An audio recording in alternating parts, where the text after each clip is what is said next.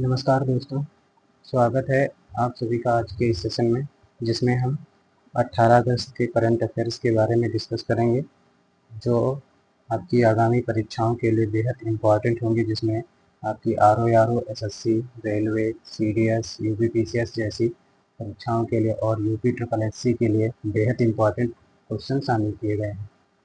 तो ज़्यादा देर न करते हुए चलते हैं अपने प्रश्नों की तरफ और देखते हैं आज का पहला प्रश्न क्या है। प्रश्न नंबर 1 कि भारत सरकार के दूरसंचार विभाग के नेतृत्व में आईसीटी ब्रिक्स आईसीटी ट्रैक की बैठक कहाँ आयोजित होगी? तो पुणे में, बेंगलुरु, मुंबई या फिर चेन्नई में इसका आयोजन कहाँ किया जाएगा? तो इसका आयोजन जो है वो पुणे में किया जाएगा। पुणे में इसका आयोजन किया जाएगा। हम व्याख्या देखते हैं इसकी। भारत की मेजबानी जो इसकी है, जो है भारत सरकार का दूरसंचार विभाग महाराष्ट्र के पुणे शहर में ब्रिक्स आईसीटी ट्रैक की मेजबानी करेगा और इसका आयोजन जो है वो 17 से 21 अगस्त 2026 तक इसका आयोजन किया जाएगा। और यह बैठक जो है 18वें ब्रिक्स शिखर सम्मेलन का हिस्सा है। 18वें ब्रिक्स शिखर सम्मेलन का हिस्सा है, जिसकी अध्यक्षता जो है वर्तमान में भारत कर रहा है। 18वें ब्रिक्स शिखर सम्मेलन की अध्यक्षता वर्तमान में भारत कर रहा है। इसकी थीम क्या रखी गई है? इस बैठक का मुख्य विषय जो है वो नवाचार, लचीलापन, सहयोग तथा स्थिरता इसकी थीम रखी गई है। 3 प्रमुख कार्यक्रम इसके अंतर्गत कौन से चलाए जाएंगे? इस ट्रैक के तहत 3 प्रमुख बैठकें आयोजित की जाएंगी, जिसमें पहला 7वें ब्रिक्स आईसीटी सहयोग कार्य समूह की बैठक की जाएगी।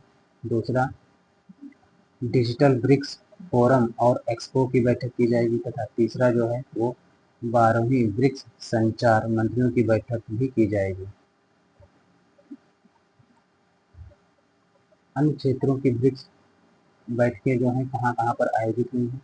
तो कृषि मंत्रियों की बैठक इंदौर मध्य प्रदेश में हुई है तथा शिक्षा मंत्रियों की बैठक जो है भुवनेश्वर में, और उद्योग मंत्रियों की बैठक जो है वो जयपुर राजस्थान में, तथा अंतरिक्ष ब्रिक्स की बैठक जो है वो बेंगलुरु में, और आपदा से संबंधित बैठक जो है ब्रिक्स की वो पूरी उड़ीसा में हुई।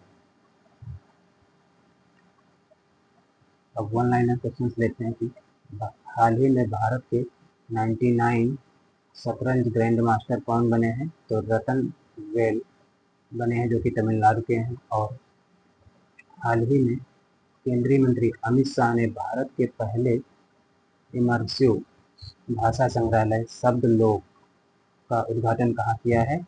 कोलकाता में किया है। International institute of electronics and information technology semiconductor skilling के लिए सेंटर ऑफ एक्सीलेंस कहाँ स्थापित करेगा? अहमदाबाद और गुवाहाटी में स्थापित किया जाएगा। तथा हाल ही में 68.80 किलोमीटर लंबे बेलवा मीनापुर लिंक चैनल का उद्घाटन किस राज्य में किया गया है? बिहार में किया गया है। आज का अगला प्रश्न, प्रश्न नंबर 2। हाल ही में स्वतंत्रता दिवस 2026 के अवसर पर पीएम मोदी ने विकसित भारत के लिए कौन सा विजन पेश किया है? विकसित भारत के लिए कौन सा विजन पेश किया है? प्रधानमंत्री के द्वारा कौन सा विजन पेश किया गया है? तो विकसित भारत के लिए प्रधानमंत्री के द्वारा जो है वो सप्तधारा विजन पेश किया गया है। कौन सा?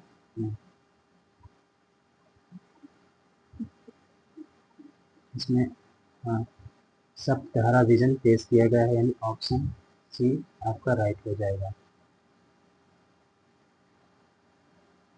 स्वतंत्रता दिवस 15 अगस्त 2026 को भारत का 80वां स्वतंत्रता दिवस मनाया गया है। और इस ऐतिहासिक अवसर पर पहली बार लाल किले की प्राचीर से वंदे मातरम गाया गया था। इसके अवसर पर मनाया गया। और सप्तधारा विजन के अंतर्गत प्रधानमंत्री नरेंद्र मोदी ने वर्ष 2047 तक भारत को एक पूर्ण विकसित राष्ट्र यानी विकसित भारत @2047 बनाने के लिए सप्तधारा विजन को राष्ट्र के सामने प्रस्तुत किया है। यह विजन 7 मुख्य स्तंभों पर केंद्रित है, जिसमें पहला सप्तधारा के 7 प्रमुख क्षेत्रों में पहला क्षेत्र हो जाएगा कि सॉफ्ट पावर, दूसरा रक्षा शक्ति, तीसरा गति शक्ति, चौथा ग्रीन ब्लू इकोनॉमी और पांचवा जो है वो विनिर्माण शक्ति और छठा स्तंभ इसमें हो जाएगा कृषि एवं खाद्य प्रसंस्करण और सातवां स्तंभ जो है इसमें तकनीकी और नवाचार को शामिल किया गया है।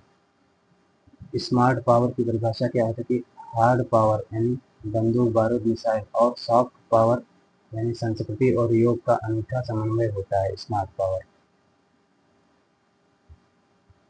वन लाइनर क्वेश्चंस में हाल ही में सेंट्रल ब्यूरो ऑफ नारकोटिक्स ने किस ऑपरेशन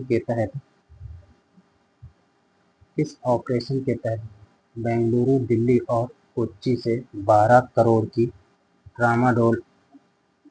ट्रामाडोल टैबलेट जब्त की है? तो ऑपरेशन वज्र के तहत।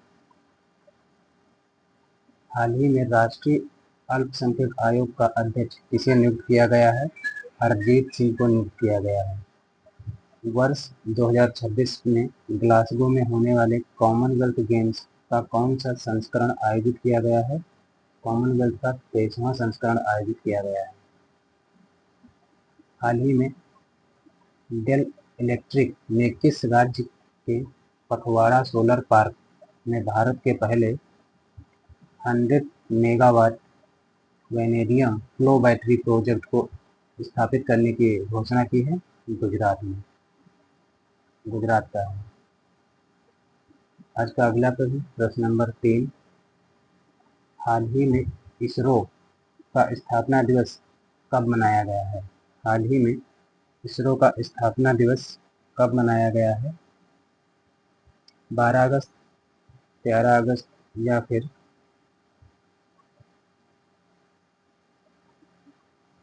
जो है वो 15 अगस्त कब मनाया गया है? तो इसरो का स्थापना दिवस 15 अगस्त को मनाया गया है।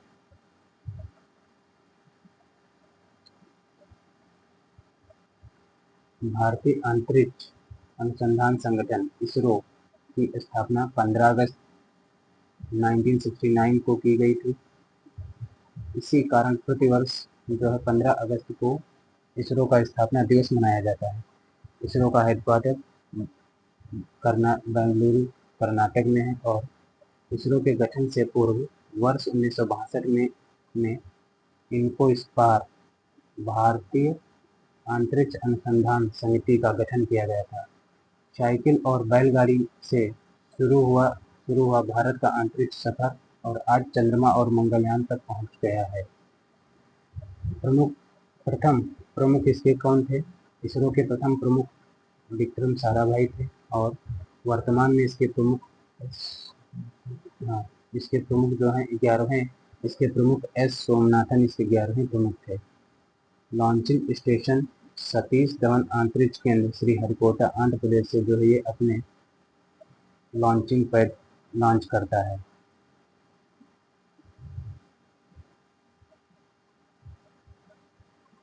इसरो के कुछ ऐतिहासिक अंतरिक्ष उपलब्धियां जैसे प्रथम उपग्रह आर्यभट्ट था जिसे 9 अप्रैल 1975 को रूस के सहयोग से लॉन्च किया गया था। पहला रॉकेट कौन था? पहला रॉकेट जो था इसरो का वो SLV-3 था जो कि 1980 में बना था, जिसके जरिए रोहिणी उपग्रह को सफलतापूर्वक लॉन्च किया गया था। और रिकॉर्ड लॉन्च किया हुआ PSLV-C-37 रॉकेट के द्वारा एक साथ 104 उपग्रहों को अंतरिक्ष में स्थापित किया गया था 2017 में। Chandrayaan first mission PSLV C-11 rocket के द्वारा 2008 में लॉन्च किया गया था। और Chandrayaan third LVM third M4 rocket के द्वारा 14 जुलाई 2023 को लॉन्च किया गया था, जिसने 23 अगस्त 2023 को चंद्रमा के दक्षिणी ध्रुव पर ऐतिहासिक सॉफ्ट लैंडिंग की थी। और मंगलयान या मून मिशन जो है PSLV C-25 रॉकेट से लॉन्च किया गया था, तथा आदित्य L1 जो एक सूर्य मिशन था, इसको PSLV C-57 रॉकेट से लॉन्च किया गया था। लंदन का क्वेश्चंस में देख लेते हैं कि पहला क्वेश्चन है, हाल ही में ब्रिक्स स्वास्थ्य मंत्रियों की बैठक कहाँ आयोजित हुई? चंडीगढ़ में। भारत का पहला AI पावर्ड पक्षी अभ्यारण्य कहाँ प्रारंभ होगा? मध्य प्रदेश में। नीति आयोग के मुख्य कार्यकारी अधिकारी पद पर किसे नियुक्त किया गया है? अनुराग गर्ग को नियुक्त किया गया है। तथा 99.6% विद्युतीकृत ब्रॉड गेज नेटवर्क के साथ भारत वैश्विक स्तर पर इलेक्ट्रीफाइड रेलवे नेटवर्क में कौन से स्थान पर रहा है? भारत दूसरे स्थान पर रहा है, और पहले स्थान पर स्विट्जरलैंड रहा है, जो कि 100% विद्युतीकृत प्राप्त किया है इसने। अगला प्रश्न है कि हाल ही में किस राज्य के डीसा में एशिया के पहले रेगिस्तान नाइट सफारी और जूलॉजिकल पार्क को प्रारंभ करने की घोषणा हुई है? आज का प्रश्न नंबर जो 4 है, उसमें कहा गया कि हाल ही में किस राज्य के डीसा में एशिया के पहले रेगिस्तान नाइट सफारी और जूलॉजिकल पार्क को स्थापित करने की घोषणा की गई है? तो इसे स्थापित करने की घोषणा इसकी जो है वो आपकी कहाँ की गई है? महाराष्ट्र में, गुजरात में, राजस्थान में या फिर हरियाणा में? तो कहाँ स्थापित करने की घोषणा की गई है इसकी? आंसर करिएगा।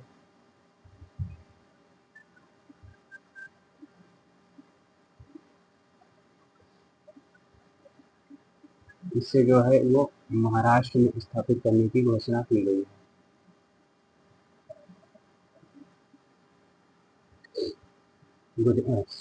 महाराष्ट्र में गुजरात में स्थापित करने की घोषणा की गई है। ये गलत हो गया है, तो गुजरात कर लीजिएगा। गुजरात में स्थापित करने की घोषणा की गई है।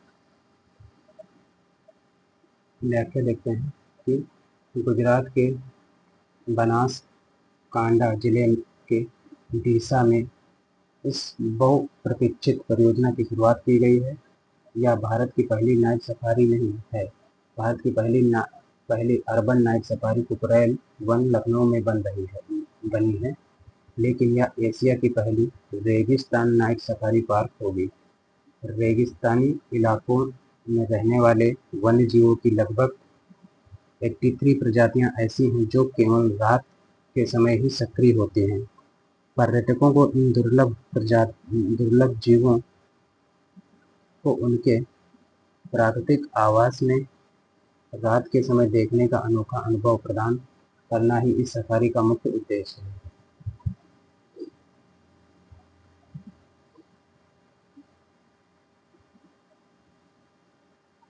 हाल ही में भारत के पहले तीनों सेनाओं के किस महिला सेलिंग अभियान ने दुनिया का चक्कर लगाने का रिकॉर्ड बनाया है? समुद्री प्रदक्षिणा ने जो है वो रिकॉर्ड बनाया है, और सफर में शामिल नौका का नाम त्रिवेणी था, जो इसमें शामिल हुई थी। हाल ही में MMA एशिया चैंपियनशिप का खिताब जीतने वाले पहले भारतीय कौन बने हैं? वो संग्राम बने हैं। हाल ही में 1 दर्जन नोबेल पुरस्कार विजेताओं द्वारा अपनाए गए रोम घोषणा पत्र का संबंध किससे है? AI और न्यूक्लियर वेपन्स से है, के साथ सुरक्षा और तकनीकी उपयोग से है। हाल ही में DRDO ने किस सरफेस टू एयर मिसाइल का सफल परीक्षण किया है? तो कुसा मिसाइल का परीक्षण किया है। यह एक अत्याधुनिक एयर डिफेंस सिस्टम है। आज का अगला प्रश्न नंबर 5 जो है कि हाल ही में किस राज्य के 114 साल पुराने परीक्षा बांध को ICID world heritage irrigation structure का दर्जा मिला है? ये परीक्षा बांध कहाँ का है? तो परीक्षा बांध जो है कहाँ का है? परीक्षा बांध उत्तर प्रदेश का है। उत्तर प्रदेश के परीक्षा बांध का है, जो कि उत्तर प्रदेश के झांसी जिले में स्थित है। उत्तर प्रदेश के झांसी जिले में स्थित है। उत्तर प्रदेश के झांसी जिले में स्थित है परीक्षा बांध।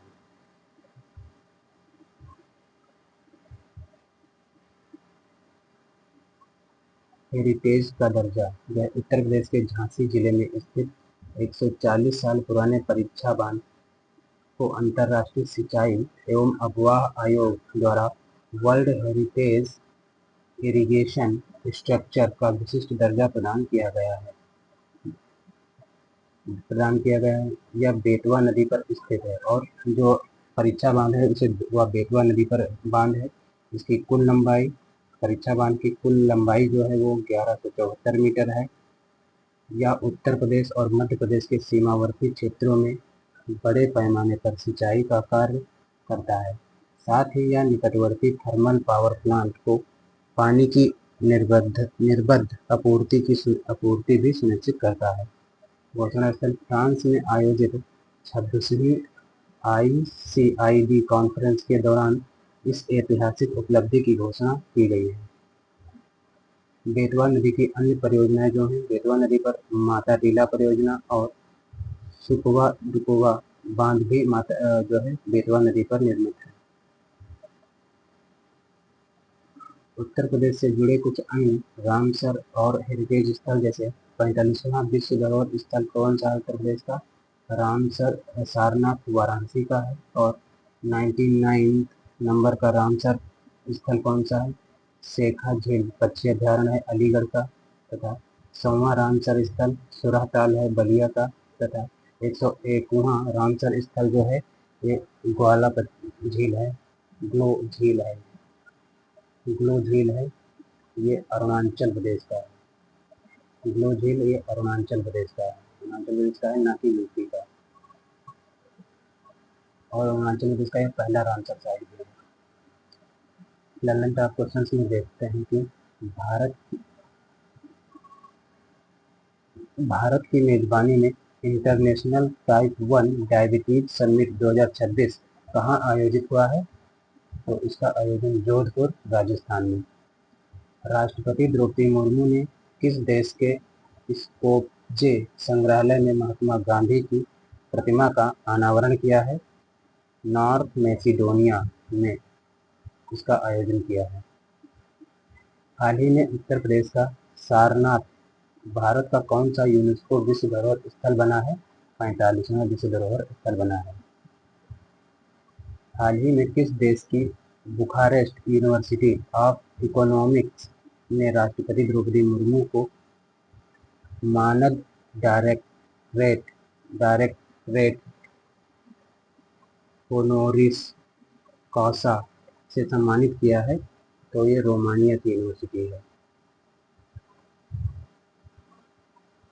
अगला प्रश्न, प्रश्न नंबर 6, हाल ही में 65 भारतीय भाषाओं और बोलियों में बातचीत को पहचानने वाले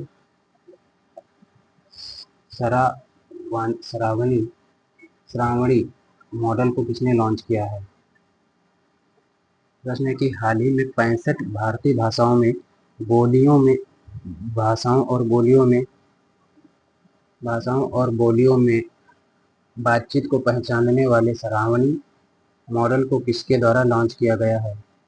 तो श्रावणी मॉडल को जो है वो IISC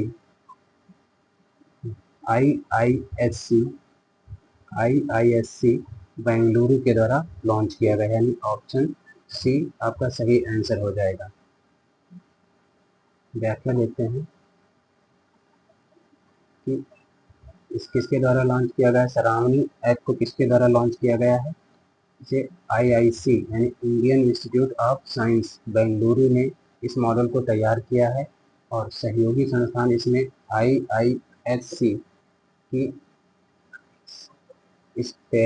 स्पेरी लैब और गूगल के संयुक्त तत्वावधान व सहयोग से विकसित किया गया है। श्रावणी एक ओपन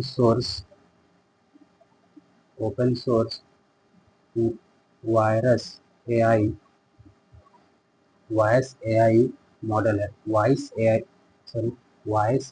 एआई मॉडल है। यह भारत की 65 स्थानीय भाषाओं और क्षेत्रीय बोलियों में होने वाली बोलचाल और वॉइस कमांड को अत्यंत सटीकता से पहचानने, समझने और ट्रांसक्राइब करने में सक्षम है। यह मॉडल भारत की भाषाई विविधता को डिजिटल प्लेटफॉर्म पर मजबूती से स्थापित करेगा और ग्रामीण क्षेत्रों में स्थानीय भाषाओं में तकनीकी सुविधाओं को आसानी से उपलब्ध कराएगा। लल्लन टॉप क्वेश्चंस देखते हैं कि क्या है। पहला है, हाल ही में अनहद सिंह किस देश में आयोजित वर्ल्ड जूनियर स्क्वैश चैंपियनशिप का महिला एकल खिताब जीतने वाली पहली भारतीय खिलाड़ी बनी है? तो जूनियर स्क्वैश वर्ल्ड कप जो है इसका आयोजन कहाँ हुआ था? कनाडा में हुआ था। हाल ही में कॉमनवेल्थ गेम्स 2026 में भारत के लिए पहला स्वर्ण पदक किसके द्वारा जीता गया है? मीराबाई चानू के द्वारा वेट लिफ्टिंग में 49 कैटेगरी में जीता गया है। हाल ही में प्रधानमंत्री नरेंद्र मोदी ने परीक्षा सुधारों के लिए किसकी अध्यक्षता में एक हाई लेवल टास्क फोर्स के गठन की घोषणा की है? नंदन नीलेकणी की अध्यक्षता में। और हाल ही में चर्चा में रहे नासा के प्रॉक्सी मिशन का मुख्य उद्देश्य क्या है? यह सौरमंडल के विशाल ग्रहों जैसे शनि, यूरेनस और नेपच्यून के चारों ओर मौजूद वलयों या रिंग का सघन अध्ययन करना इसका उद्देश्य है। अगला प्रश्न, प्रश्न नंबर 7 कि हाल ही में 54 देशों की यात्रा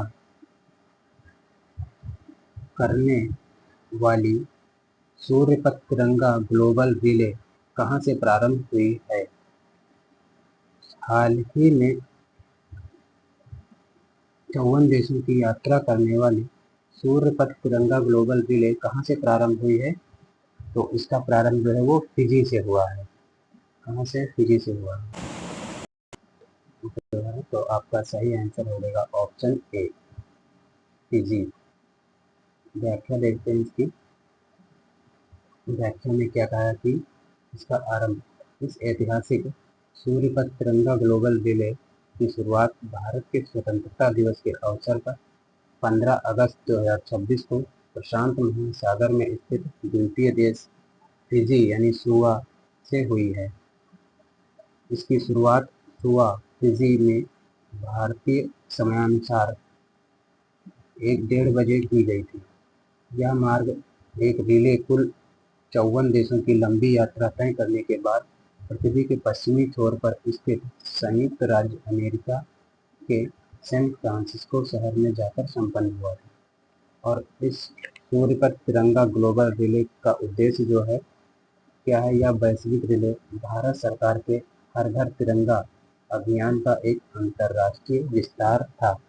इसका उद्देश्य संपूर्ण विश्व में तिरंगे के गौरव को प्रदर्शित करना और विभिन्न देशों के बीच शांति व भाईचारे का संदेश प्रसारित करना इसका उद्देश्य था।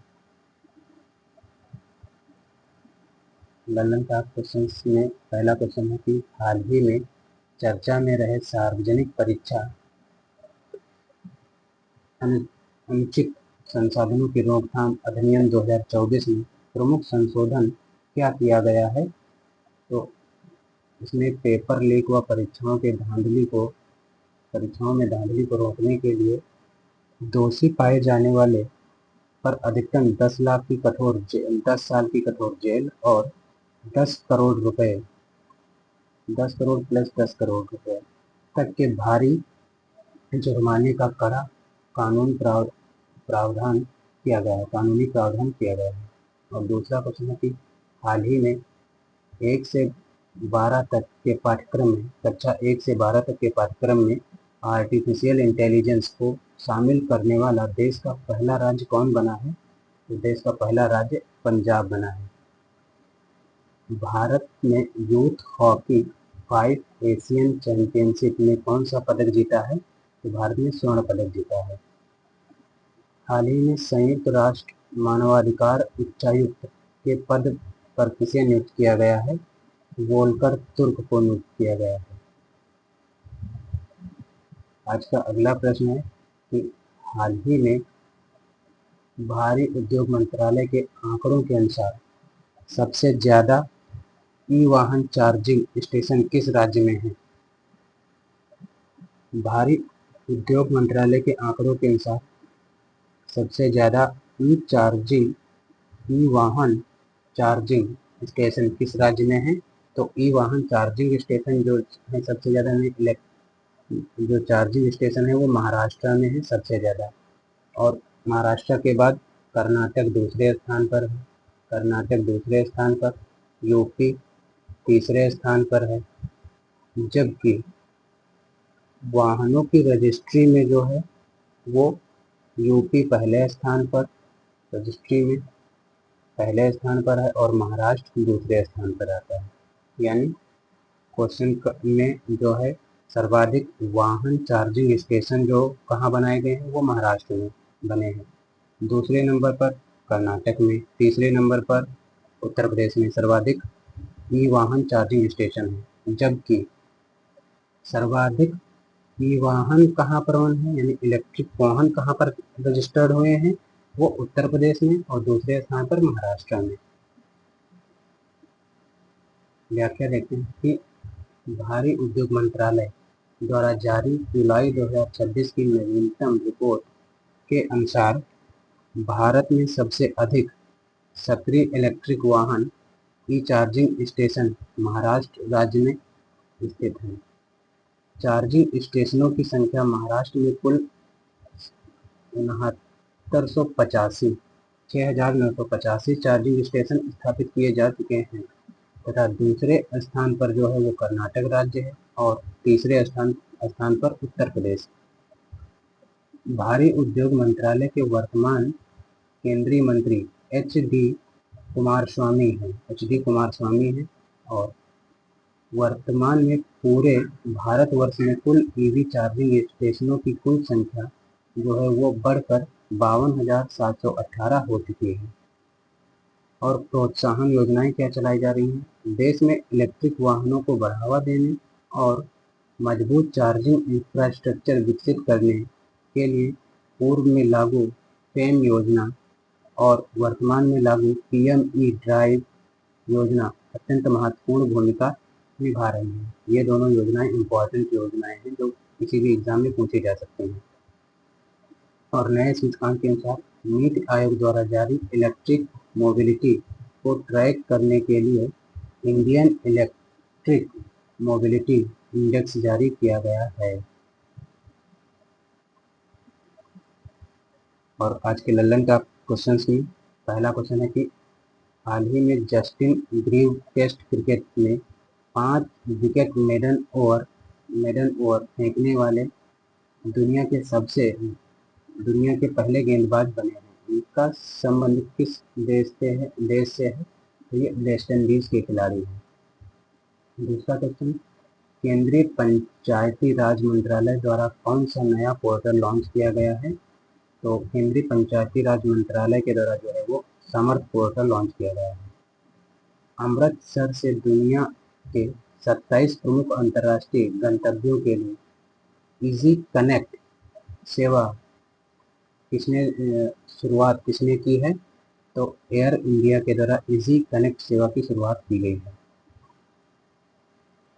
हाल ही में देश का प्रमुख समुद्री और विनिर्माण केंद्र बनाने के उद्देश्य से ship building and repair policy 2026 किसने लॉन्च की है? तो ship building and repair policy 2026 Gujarat सरकार के द्वारा लॉन्च की गई है। अगला प्रश्न है कि हाल ही में शतरंज ई स्पोर्ट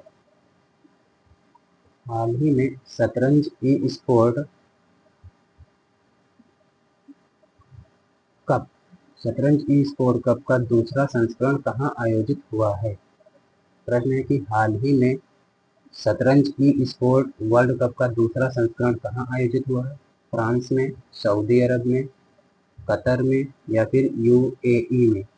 तो इस कहाँ आयोजित हुआ है, तो शतरंज ई स्पोर्ट वर्ल्ड कप का दूसरे संस्करण का आयोजन जो है वो फ्रांस में हुआ है। फ्रांस में शतरंज ई स्पोर्ट्स वर्ल्ड कप 2026 के दूसरे संस्करण की मेजबानी पेरिस के फ्रांस द्वारा ऑनलाइन गेमिंग प्लेटफॉर्म के माध्यम से की गई है और शतरंज ई स्पोर्ट्स वर्ल्ड कप के पहले संस्करण का आयोजन 2025 में किया गया था। पहले संस्करण का आयोजन जो है वर्ष 2025 में रियाद, सऊदी अरब में आयोजित किया गया था। 2026 में दूसरे शतरंज ई स्पोर्ट्स वर्ल्ड कप विजेता में नॉर्वे के महान खिलाड़ी और पूर्व विश्व चैंपियन मैग्नस कार्लसन ने अपनी टीम लिक्विड के साथ लगातार दूसरी बार इस विश्व कप का खिताब अपने नाम किया है और उपविजेता इस रोमांचक मुकाबले में बेलारूस के युवा खिलाड़ी डेनिस लाजविक उपविजेता रहे हैं। ये क्वेश्चन बेहद इम्पोर्टेंट होगा जो कि परीक्षाओं में पूछा जा सकता है। Indian film festival of Melbourne 2026 में आर्टिस्ट ऑफ डिस्टिंक्शन पुरस्कार से किसे सम्मानित किया गया है। वो पंकज त्रिपाठी को सम्मानित किया है। आर्टिस्ट ऑफ डिस्टिंक्शन का पुरस्कार किसे प्रदान किया गया है, पंकज त्रिपाठी को। हाल ही में कॉमनवेल्थ गेम्स में पैरा एथलेटिक्स में देश के लिए पहला स्वर्ण पदक किसने जीता है, शर्मिला धनखड़ ने जीता है। केंद्र सरकार ने भारतीय रिजर्व बैंक को किस मूल्यवर्ग के टिकाऊ पॉलीमर बैंक नोट जारी करने की आधिकारिक सूचना दी है। 10 और 20 के नोटों को जारी करने की मंजूरी प्रदान की है। संत शिरोमणि गुरु रविदास महाराज की 650वीं जयंती के उपलक्ष्य में समरसता संकल्प अभियान कहाँ शुरू किया गया है, मध्य प्रदेश में शुरू किया गया है। आज का अगला प्रश्न है कि हाल ही में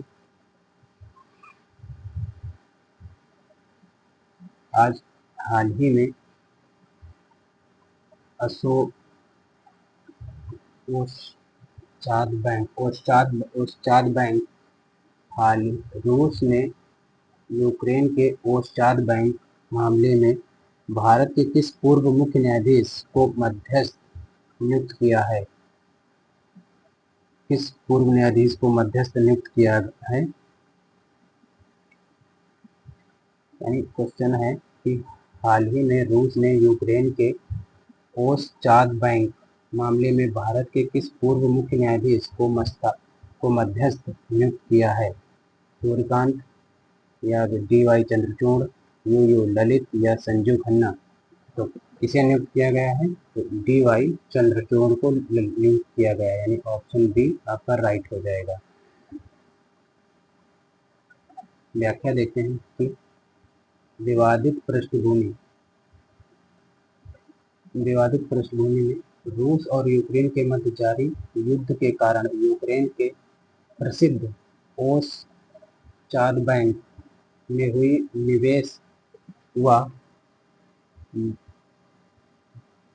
द्विपक्षीय संधियों के प्रभावित होने को लेकर अंतर्राष्ट्रीय स्तर पर एक गंभीर विवाद चल रहा है।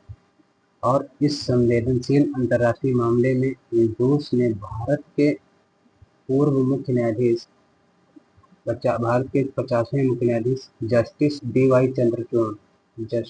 चंद्रचूड़ को अपना आधिकारिक मध्यस्थ नियुक्त किया है।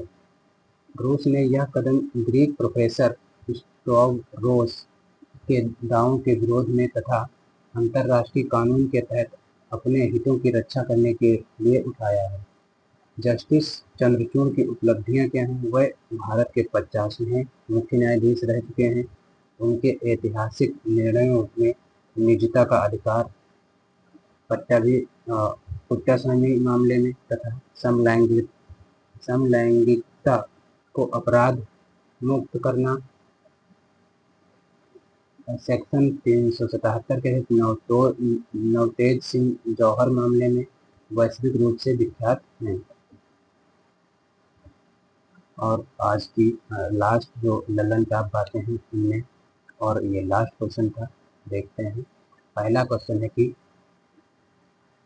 हाल ही में जारी पर्यावरणीय प्रदर्शन सूचकांक 2026 में भारत को कौन सा स्थान प्राप्त हुआ है? तो पर्यावरणीय प्रदर्शन सूचकांक में भारत को 177 देशों में से 176वां स्थान प्राप्त हुआ है। हाल ही में भारतीय नौसेना के 7वें anti submarine warfare shallow water craft जहाज को लॉन्च किया गया है। इसका नाम क्या है? तो सैलो वाटर क्राफ्ट जहाज का नाम INS मछलीपट्टनम है। भारत का पहला अत्याधुनिक टेलीकॉम मैन्युफैक्चरिंग जोन कहाँ विकसित किया जाएगा? ग्वालियर, मध्य प्रदेश में। हाल ही में ग्लासगो कॉमनवेल्थ गेम्स 2026 में भारत के लिए तीसरा स्वर्ण पदक किस खिलाड़ी ने जीता है? दिलीप के द्वारा जीता गया है। हाल ही में केंद्रीय रक्षा मंत्री राजनाथ सिंह ने भारत के पहले मिलिट्री मेडिसिन डिपार्टमेंट का उद्घाटन कहाँ किया है?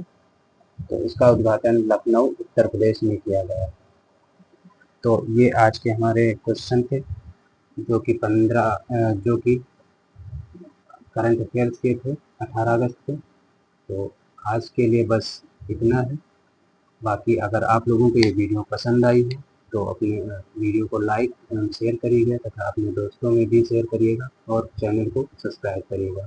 और अगर आप इसकी PDF चाहते हैं तो इसी के डिस्क्रिप्शन बॉक्स में हमारे टेलीग्राम का लिंक मिल जाएगा, जिसे आप ज्वाइन करके इसकी PDF प्राप्त कर सकते हैं और हैंडरिटन PDF प्राप्त कर सकते हैं। तो आज के लिए बस इतना ही। जय हिंद। मिलते हैं अगले वीडियो में।